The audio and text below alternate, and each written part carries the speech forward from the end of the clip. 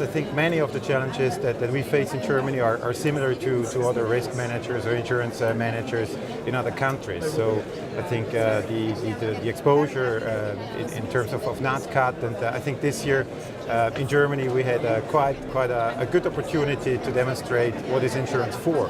So we had the floods end of June, then we had a number of hailstorms, and what we can say is not only from a Zurich perspective, the Zurich the insurance industry is really very performant. So the claims were handled.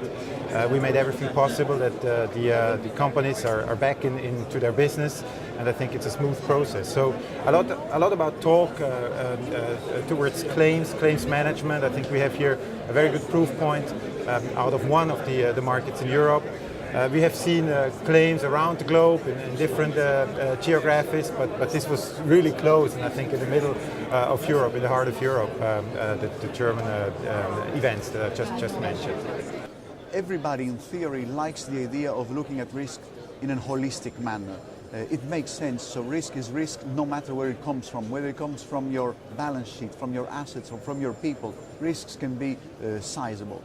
At the same time though, traditional divisions of labor between, say, property lines or life lines in the insurance world, and also within the corporate itself between HR, finance, risk management, procurement, are only now becoming more porous, I would say.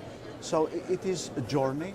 The reaction from the market is obviously interested, but not all entities, whether corporates or intermediaries, I think are ready now. And I think it will also take some time for the market as a whole to move in that direction, but the signs are very promising. Risk managers in France are facing of many risks, traditional risks, but also emerging risks. So traditional risks like, of course, property damage, liability, financial lines, or construction risks.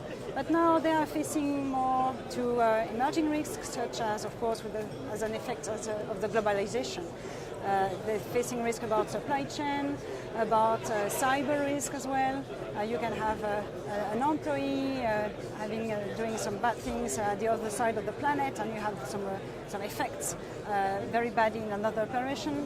And there are also some emerging risks in terms of people, and the people they employ, because they want to look after their employees, to take care about them, to improve performance. And with all the risks affecting the people, they are now obliged to face some new challenges. And that's a way for them to speak with their HR people and to mix and to their knowledge and their expertise, and to map risks around the global operation. For us, risk engineering, we have a definition, and it is the systematically identification, assessment and improvement of risk to support our customers in, let's say, managing their business risks, but also supporting our underwriters in defending, let's say, any losses that could hit the bottom line of Zurich. So we have a dual responsibility or a dual mission. And so that's how we understand us very much in Zurich. When we rolled out MIA in 2006, we got quite some challenges from the market, because we were very transparent, and the way we looked into the country regulation, the fact that we did not only focus on risk coverage, but also looked at all these underlying activity, was causing a little bit of, everybody was thinking, what's Zurich doing? Why they are doing this? And we got some challenges at that time from the market, because they did not from the market, mainly from our competitors, that we looked at all these elements which are important from the regulatory point of view. Now we are in 2013, and actually the market is telling us that we were right. And now everybody, our competitors, brokers, they are looking into the same elements, because it's absolutely crucial that you actually have a full understanding of all these insurance activities when you really want to put together a sustainable program.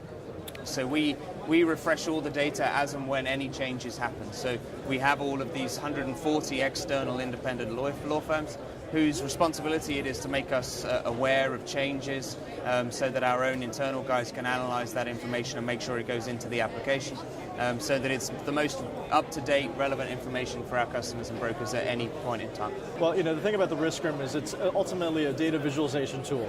So we spend a lot of time making sure that the data goes into the tool is of the highest standard and the highest quality, and it's also timely data.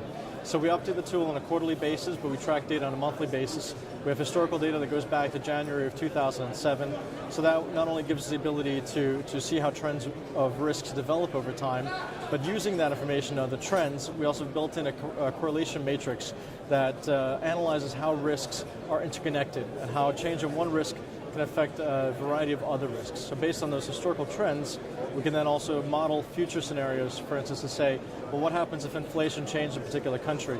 How does that affect social stability, or how does that affect political volatility? And having accurate and timely data is crucial for that process.